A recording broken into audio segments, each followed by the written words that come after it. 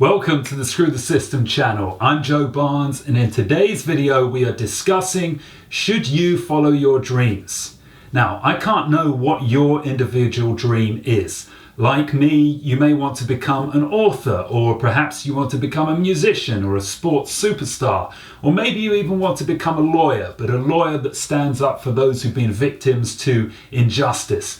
Whatever the case is, somebody with a dream is always faced with a crossroads moment, the point where they decide, shall I forge ahead and pursue my dream, or shall I just stick with the conventional path? And that's what today's video is all about. I'm going to break down each option. So what lies ahead if you do decide to follow your dream, or what lies ahead if you decide to stick with the conventional path. My hope is it's going to be able to help you in this moment of indecision. I'm hoping that it's going to give you clarity and help you decide which direction you should move in. So let's jump straight in. So the first thing to know about the conventional path is that you won't face any immediate challenges. I'm going to put that up right here. No challenges. Now, that's not to say you won't face challenges throughout your life by walking the conventional path, but you can essentially blend into the background. If you decide to stick with the path that your parents want you to follow, that your friends are all pursuing, then that's fine. You've got a degree of an anonymity. People aren't going to point out to you and say, why are you pursuing that crazy dream? What are you making this decision for? Don't you know this is going to lead to you losing a load of money, possibly losing your friends, etc., etc. Life just carries on as normal when you follow the conventional path. And to some, this is comforting. It's a comforter. They don't have to face any soul-defining challenges or any huge obstacles in their life. They can just smoothly carry on down the road. So the first thing you need to know is that you won't face any challenges when you walk the conventional path. The second thing you need to know is that you won't actually have to think for yourself. So I'm going to put that up here as no thinking.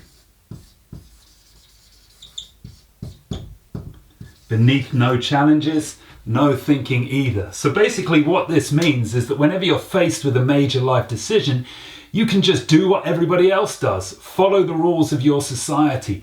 Do what your government tells you to do, and you're not required to have any in-depth analysis about your life, where it's going, what's right or wrong for you. You can simply just follow the crowd. And this may sound crazy to a few of you, but for a lot of people, this is very comforting. They don't want to ask those difficult questions. They'd rather just follow, they'd rather just be oblivious and just hope that there's strength in numbers, because that seems to be what makes sense. Most people are doing this, so therefore I should follow, and if I do that, I probably won't come to any harm. So a life of no thinking can actually be quite appealing to some people, because all the decisions are made for you when you follow this path.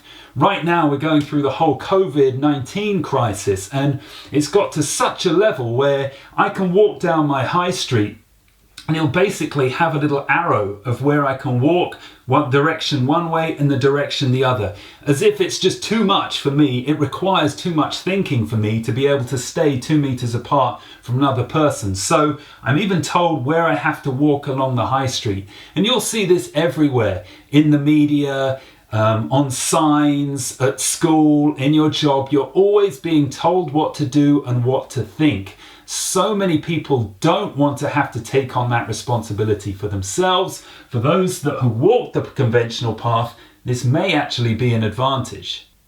So we've covered 2 areas that some people might consider an advantage to walking the conventional path. We're now going to cover one disadvantage, and that is if you walk the conventional path, there's always a ceiling on how high you can go.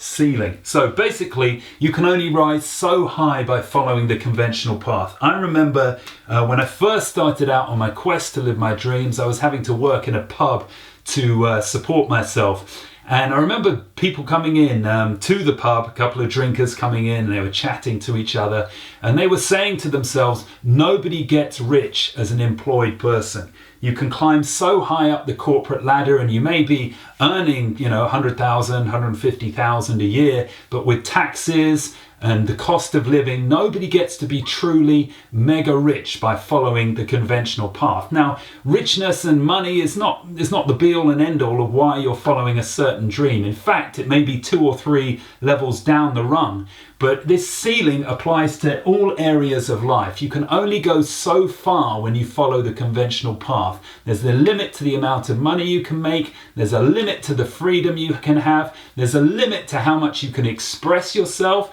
There's a limit to how great you can become, because the opportunities for doing it simply aren't there with our conventional jobs. Conventional jobs require you to follow the rules and work hard, and if you can do that, you can be successful in the conventional world. But you can't rise to the top. You can't do something extraordinary that's going to have a meaningful impact on another person's life. And that's the choice you have to make. That's what you give up if you decide to follow the conventional path. You give up that chance to be great.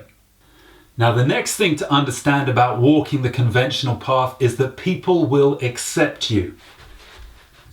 So I'm going to put it down here as acceptance. And people will accept you because they're programmed to accept you. You're doing something like them, you have the same attitudes and opinions as them, you're following the same path as them.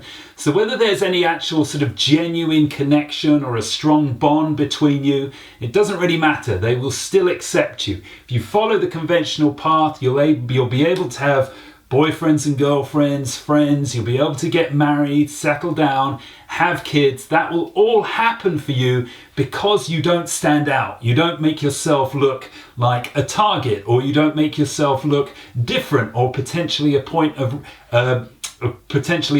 ridicule. You blend in, you fit in, and because you fit in, you'll have lots of friendship and romantic options. Now, the big question is whether you will actually genuinely be enjoying those options, whether they will genuinely mean anything to you. Yes, you might end up married, but are you truly connected to that person? Yes, you'll have friends, but do they really actually care about you, or are they just using you as a reason for themselves not being alone? That's the big difference about following the conventional path. You will gain acceptance, you will gain friendship and love, or at least love on the surface, but is there any deeper meaning behind it?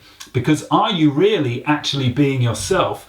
Are you in the world representing who you are, or are you just being what society wants you to be? And if you are just being what society wants you to be, then all of the connections, the friendships, the loves you make, are they somewhat tainted? Are they somewhat fake? The last point I'm going to make about following the conventional path is a loss of vitality.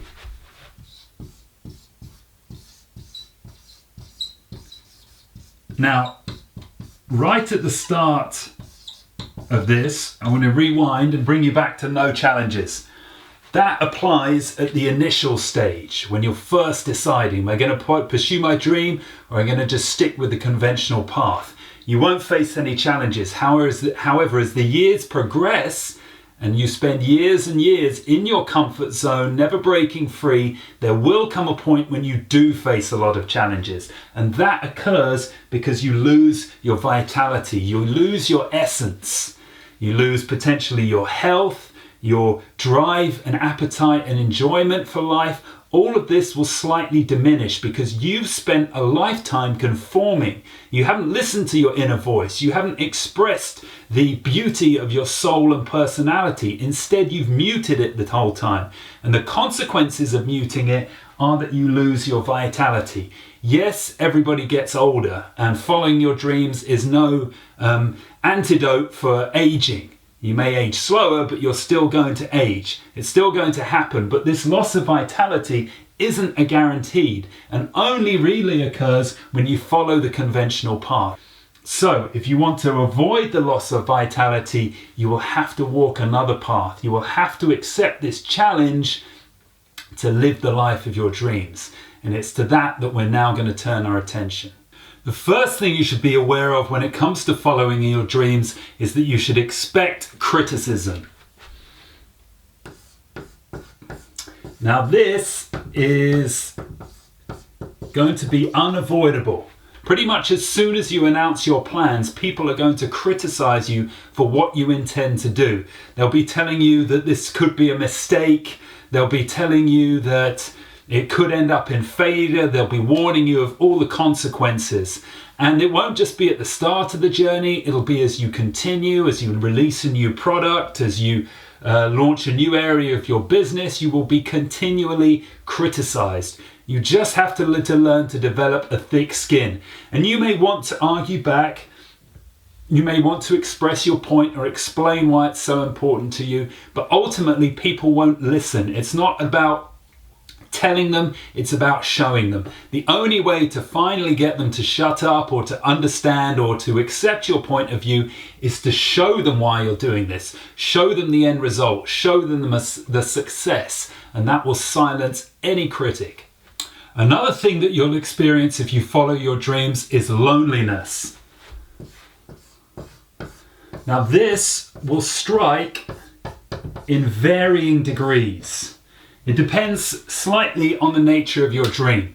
If it's to become an author like myself, then it could be a lot. If your dream involves running a startup with a partner and a small team, then it might not be so much. But understand that when you break free from the conventional path, you are separating yourself from other people. And this is what brings a certain degree of loneliness. How are you going to cope with that? Because loneliness is not always such a bad thing. When you're spending a lot of time by yourself, it frees you from a lot of negative influences. It also helps you develop your mental and your thought power. However, there is a downside to loneliness in that as human beings, we're not made to be alone. We are social animals and we need other people to thrive, to feel good, to share good times with.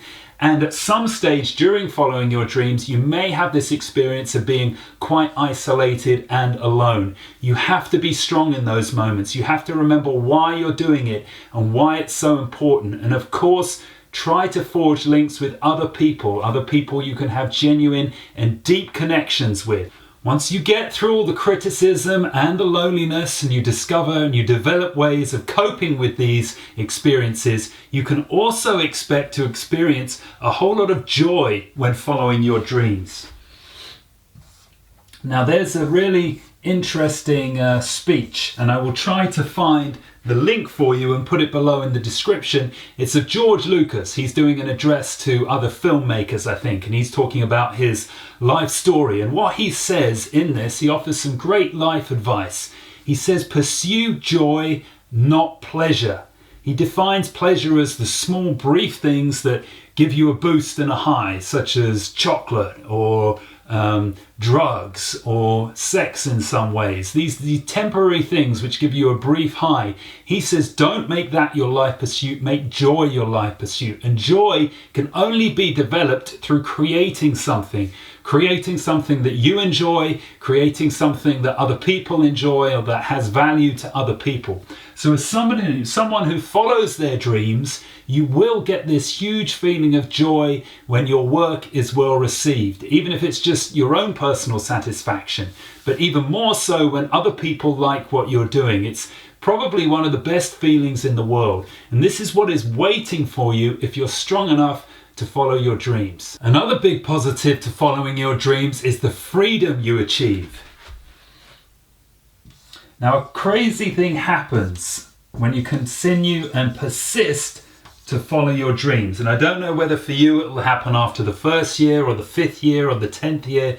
I really can't tell, but something amazing happens and you finally realize that everything that constrains most people, all the limits that most people live under and all the rules they abide by aren't actually real, or they can't actually constrain you if you will just be determined to be yourself and stay true to your path. You'll find out that all the things people told you to fear never really come true. All of the things people told you were impossible can actually be achieved. And all the ways you want to behave and who you want to be is also possible. There's no barrier from you doing that. And it's great to live your life this way, this freedom that you have when you're no longer attached to a 9 to 5 and you're living just for the weekend, where every single day can actually be fun and inspiring. This level of freedom is reserved for people, only reserved for people who do follow their dreams. The last thing to expect when following your dreams is the world and everything that's in it.